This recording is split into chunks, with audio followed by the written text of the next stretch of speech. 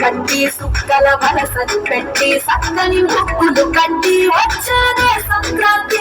కోడితో పందెము కట్టి ఎట్లతో పరుగులు పెట్టి ఊరే ఉరకలు వేసే ఉత్సవమే సంక్రాంతి.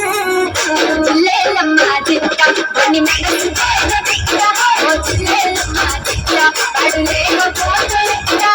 చిల్లేలమ్మ చిట్ట పని మనసు చిట్ట చిల్లేలమ్మ చిట్ట పడులేమో పోతెట్ట.